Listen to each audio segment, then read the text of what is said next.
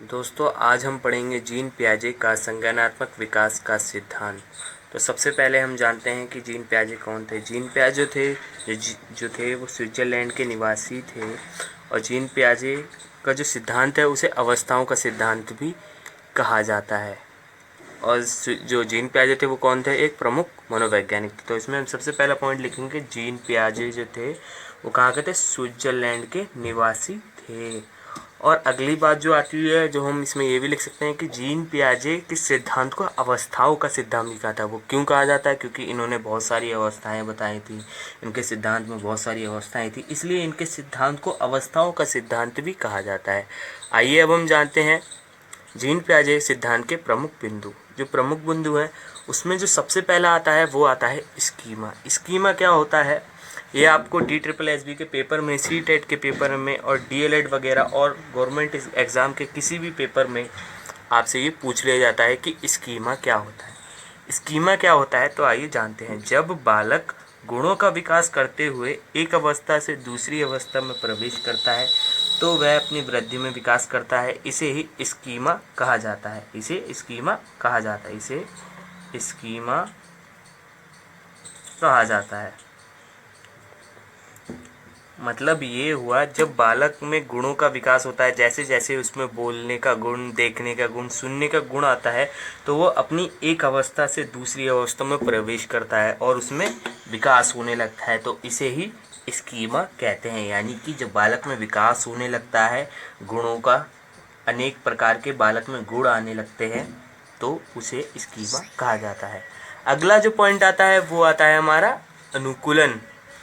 अनुकूलन क्या होता है, अब इसके बारे में जान लेते हैं। अनुकूलन जो है, सामान्य भाषा में हम इसको कह लेते हैं अनुकूलन, किसी के अनुकूल ढलना या किसी के जैसे व्यवहार करना। अनुकूलन क्या होता है तो ये जानते हैं। अनुकूलन इस सिद्धांत में इसका मतलब ये हुआ, जब बालक जो होता है वो स्वयं को समाज के अनुरूप ढाल लेता है, यानी समाज के आसपास के लोग उसके किस तरीके के हैं वो उसी स्वरूप में स्वयं को ढाल लेता है। यदि आसपास के लोग लड़ाई झगड़े वाले होंगे तो बालक भी लड़ाई झगड़े वाले समाज में ढल जाएगा, और यदि आसपास के लोगों में अच्छा बोलचाल होगा, शैक्षिक कौशल होंगे, सामाजिक विकास होगा, उनमें नैतिक विकास होगा, तो बालक में भी उसका असर आएगा, वह भी उन लोगों की तरह व्यवहार करने लगेगा।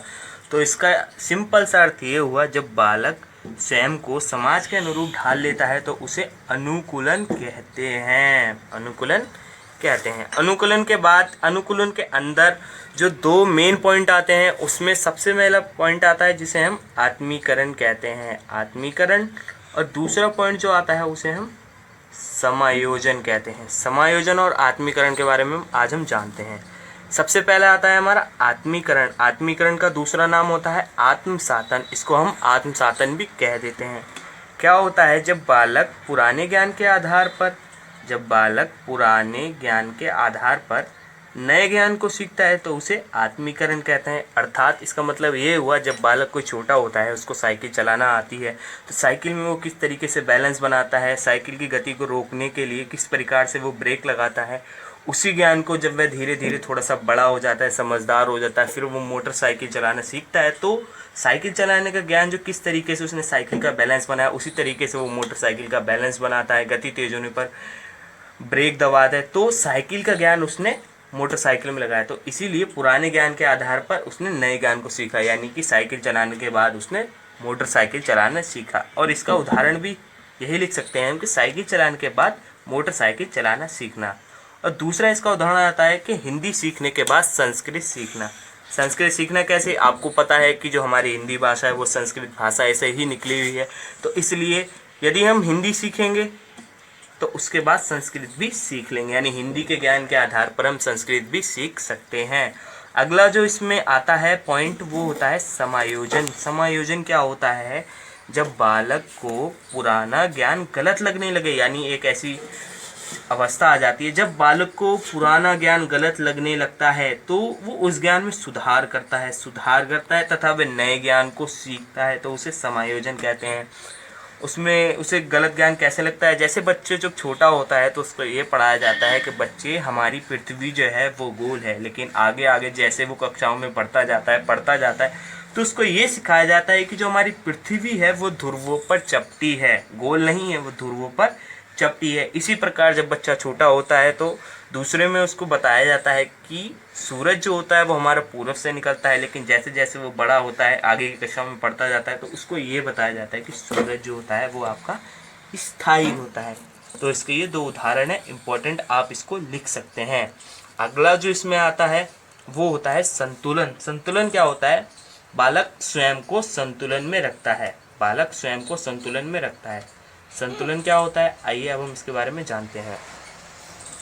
संतुलन क्या होता है अब हम इसके बारे में जानते हैं। चलिए अब हम पढ़ते हैं संतुलन क्या होता है। संतुलन जो होता है उसके बारे में हम पढ़ते हैं। संतुलन, संतुलन जो होता है जब बालक अपने ज्ञान द्वारा स्वयं को संतुलन में रखता है। स्वयं को संतुलन में रखता है। जिस प्रकार का उसका ज्ञान होता है वो स्वयं को उस प्रकार से संतुलन में रखता है।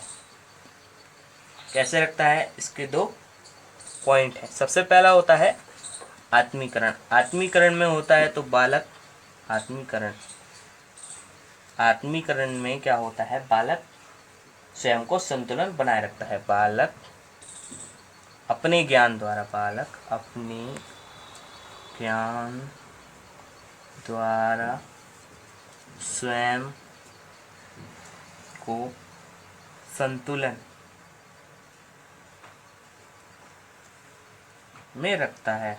में रखता है।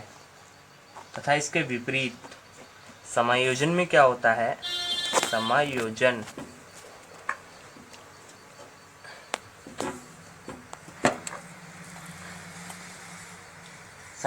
की अवस्था में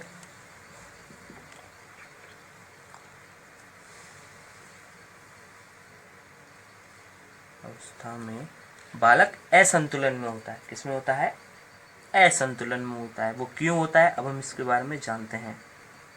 जैसे कि हमने पहले सीखा कि आत्मीकरण में क्या होता है? बालक पुराने ज्ञान के आधार पर नए ज्ञान को सीखता है। मतलब उसको जो पुराना ज्ञान होता है उसी में थोड़ा सा फेर बदल करके नए ज्ञान को सीखता है। लेकिन इसके विपरीत होता है समायोजन। समायोजन में क्या होता है कि उसको ये बताया जाता है कि उसको जो पहले ज्ञान मिला है वो गलत है और जो नया ज्ञान सीखा है वो सही है। तो वो इन दोनों चीज़ों में ये समझ नहीं पाता कि इसने जो पहले ज्ञान सीखा वो सही था या आगे जो उसको कक्षाओं में पढ़ाया जा रहा है कि वो ज्ञान ठीक है। तो इसी कारण वो असंतुलन में रहता है समायोजन की स्थिति में। जीन पियाजे के सिद्धांत की जो 4 अवस्था है, प्रमुख अवस्था, अब हम उसके बारे में पढ़ेंगे। जीन पियाजे की जो 4 प्रमुख अवस्था है उसमें जो सबसे पहली है वो है संवेदीय पेशी अवस्था। ये अवस्था कितने वर्ष तक होती है? ये बालक के जन्म से लेके 2 वर्ष तक होती है। दूसरी आती है हमारी पूर्व संक्रियात्मक अवस्था। ये अवस्था जो होती है 2 से लेके 7 वर्ष तक होती है। तीसरी जो आती है वो हमारी अवस्था होती है मूर्त संक्रियात्मक अवस्था। यह अवस्था हमारी 7 वर्ष से लेकर 11 वर्ष तक की होती है। चौथी अवस्था जो आती है उसे हम कहते हैं औपचारिक संक्रियात्मक अवस्था। ये जो होती है हमारी 12 वर्ष से अधिक आयु वर्ग के बच्चों के लिए होती है। तो आइए हम सबसे पहले जानते हैं कि संवेदीय पेशी अवस्था में क्या क्या विकास होता है बालक के अंदर। तो सबसे पहले आगे हमारी संवेदीय पेशी अवस्था। संवेदीय पेशी अवस्था में क्या होता है?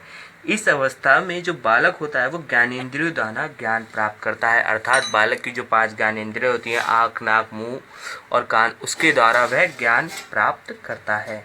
दूसरा पॉइंट आता है इसमें, बालक जो होता है वो जन्म के समय सहज क्रिया करता है। सहज क्रिया यानी कि वह सांस लेता है, अंगूठा चूसना, किलकारियाँ भरना, रोना, आँखों को झपकाना आदि विभिन्न प्रकार की सहज क्रिया करते हैं। ये ऐसी क्रिया होती है जिन पर बालक का कोई नियंत्रण नहीं होता। इसके बाद जो हमारा तीसरा पॉइंट आता है वो आता है 2 महीने के बाद। 2 महीने के बाद क्या होता है? बालक में श्रव्य व देखने के कौशल का विकास होता है। यानी कि बालक घटनाओं को देख सकता है तथा सुन सकता है, तो उन वस्तुओं को याद भी रखता है। यानी उसके सामने यदि कोई घटना सुनने वाली और देखने वाली घट रही है तो वह बालक उस अवस्था को याद भी रख सकता है। इसका मतलब ये हुआ कि इस अवस्था में बालक में वस्तु स्थायित्व बढ़ता है। यानी कि बालक में वस्तु स्थायित्व बढ़ता है, उसे वस्तु की पहचान होने लगती है। उदाहरण के लिए जैसे दूध की बोतल की उसको पहचान हो जाती है तथा माता की आवाज़ को वो पहचानने लगता है।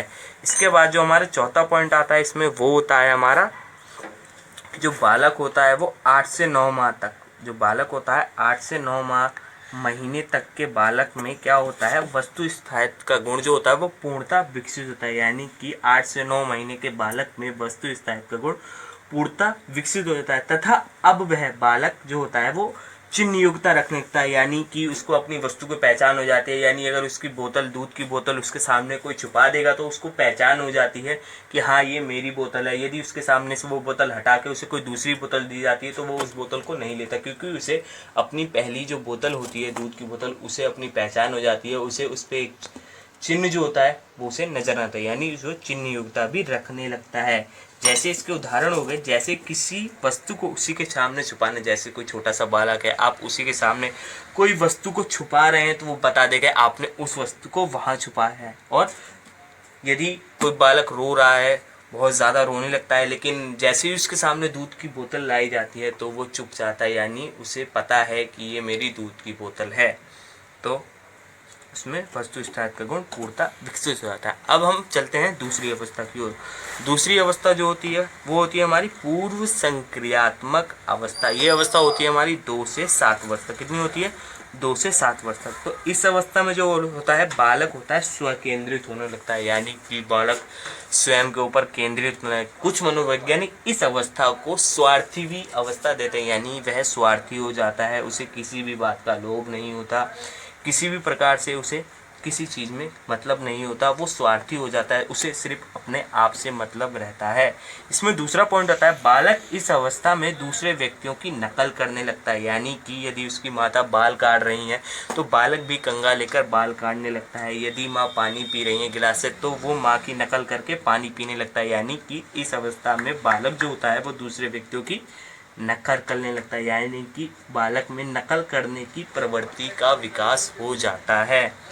इसके बाद जो हमारा तीसरा पॉइंट आता है वो आता है, इस अवस्था में बालक में समाजीकरण की शुरुआत हो जाती है। यानी कि बालक जो होता है समाज के साथ घुलने मिलने लगता है। जिस प्रकार का उसका समाज होता है, जिस प्रकार के बालक लोग समाज में बातें करते हैं, किस प्रकार के समाज होता है, उसी प्रकार में उसमें समाजीकरण आने लगता है। वह भी हंसने बोलने रोने लगता है, उसी तरीके के उसमें भाषा का विकास होता है। जिस प्रकार से उसके आसपास का समाज होगा उसी प्रकार का उसमें भाषा का विकास होगा। इसके बाद आता है हमारा चौथा पॉइंट, इस अवस्था में बालक दूसरी भाषा सीखने लगता है। यानी कि इस अवस्था में बालक को जो मातृभाषा होती है वो तो उसको पता है कि हाँ मेरी माता की जो भाषा है, जो मातृभाषा होती है वो तो उसके आने लगती है, साथ ही उसमें दूसरी भाषा का भी ज्ञान होने लगता है। क्योंकि बालक इस अवस्था में स्कूल वगैरह में जाता है, पढ़ने लगता है, तो उसे दूसरी भाषा जो हिंदी इंग्लिश भाषा होती है उसका भी ज्ञान होने लगता है। यानी इस अवस्था में बालक दूसरी भाषाओं को सीखने लगता है। इसके बाद आती है हमारी तीसरी अवस्था, जिसे हम कहते हैं मूर्त संक्रियात्मक अवस्था। ये अवस्था कितनी होती है? 7 से 11 वर्ष तक। ये हमारी 7 से 11 वर्ष तक की अवस्था होती है। इसमें जो पहला पॉइंट आता है वो ये आता है कि इस अवस्था में बालक को विभिन्न संख्याओं का ज्ञान हो जाता है। यानी कि बालक को गिनतियों का ज्ञान होने लगता है, अर्थात वह किसी भी संख्या को पहचान व स्मरण कर सकता है। इसके बाद हमारा दूसरा पॉइंट आता है, इस अवस्था में बालक वस्तुओं को क्रमानुसार उनका वर्गीकरण सीख जाता है। यानी कि बालक को इतनी समझ आ जाती है कि कौन सी वस्तु छोटी है, कौन सी वस्तु बड़ी है, कौन सी वस्तु खाने वाली है और कौन सी वस्तु खेलने वाली है। तो उसे उस बात का ज्ञान हो जाता है कि वस्तु को मैं किस प्रकार से वर्गीकरण करना है, उनको किस प्रकार से क्रमानुसार लगाना है। इसके बाद तीसरा पॉइंट आता है, इस अवस्था में बालक विभिन्न रिश्तों की समझ वह सीख जाता है। यानी कि इस अवस्था में उसे अपने माता की पहचान हो जाती है, अपने पिताजी की, अपने भाई बहनों की, अपने चाचा मौसी, यानी उसे जितने भी रिश्ते होते हैं उसके आसपास के लोगों से उसका, तो उसे उस चीज़ रिश्तों की समझ आने लगती है। यानी बालक में रिश्तों की समझ आने लगती है, वह विभिन्न रिश्तों को समझने लगता है। इसके बाद हमारा चौथा पॉइंट आता है, वो होता है, इस अवस्था में बालक मूर्त चिंतन करने लगता है। यानी कि बालक विभिन्न चिंतन करने लगता है। मतलब मूर्त चिंतन का मतलब ये हुआ, बालक बिना किसी बातों के चिंतन करने लगता है, किसी भी समस्या को बिना किसी को बताए अपने आप स्वयं में ही चिंता करने लगता है कि हाँ मुझे पेपर आ रहे हैं, मुझे क्या करना है, किस प्रकार से मुझे पेपर की तैयारी करनी है, अगर मैं तैयारी नहीं करूँगा तो मैं फेल होगा, तो यानी उसमें चिंतन आने लगता है, वो मूर्त चिंतन करने लगता है तथा छोटे तर्कों की अवस्था समझ लेता है। यानी कि जो बालक होता है वो छोटे तर्कों को समझ लगता है, यानी उसे छोटे छोटे सवाल सिखाए जाते हैं, छोटे छोटे सम सिखाए जाते हैं, तो वो उस चीज़ को समझने लगता है। उसके बाद हमारी आती है चौथी अवस्था, जिसे औपचारिक संक्रियात्मक अवस्था कहते हैं। अब तक बालक पूर्ण रूप से विकसित होता है तथा वह अब किशोर अवस्था की ओर अग्रसर होता है। यानी औपचारिक संक्रियात्मक अवस्था जो होती है हमारी 12 वर्ष से अधिक वर्ष के बालक के लिए होती है। इस अवस्था में जो पहला पॉइंट आता है जो इम्पोर्टेंट है वो ये आता है कि इस अवस्था में बालक अमूर्त चिंतन करने लगता है। यानी कि इस अवस्था में बालक अमूर्त चिंतन करने लगता है तथा समस्याओं का समाधान करने लगता है। यानी कि बालक इस अवस्था में अमूर्त चिंतन द्वारा जो समस्याएं होती हैं उसका वो स्वयं समाधान करने लगता है। वह किसी को समस्या नहीं बताता, वह स्वयं ही समस्या का समाधान करने लगता है। उसके बाद हमारा दूसरा पॉइंट आता है, इस अवस्था में बालक अपने विवेक का प्रयोग करना सीख जाता है। यानी कि इस अवस्था में बालक अपने विवेक का प्रयोग करना सीख लेता है। यानी कि इस अवस्था में जो बालक होता है वो अपने विवेक का प्रयोग करना सीख लेता है। उसको ये ज्ञान हो जाता है कि हाँ मुझे किस प्रकार से क्या कार्य करना है, वो अपने दिमाग का इस्तेमाल करता है और उस कार्य को करने लगता है। सोच समझ के वह किसी भी कार्य को करने लगता है इस अवस्था में। इसका मतलब ये हुआ। इसके बाद हमारा आता है तीसरा पॉइंट। तीसरे पॉइंट में क्या होता है, इस अवस्थाओं में बालक कल्पनाओं में खो जाता है। वह बालक विभिन्न विभिन्न कल्पनाएं करने लगता है कि मैं किस तरीके से पढ़ाई करके किस प्रकार से एक अच्छी नौकरी करूंगा, फिर मैं आगे क्या करूंगा, भविष्य को लेकर वो कल्पनाएं करने लगता है, सपनों में खोने लगता है। इसलिए इस अवस्था में बालक जो होता है वो कल्पनाओं में खो जाता है और वह विभिन्न प्रकार की परिकल्पनाएं करने लग जाता है।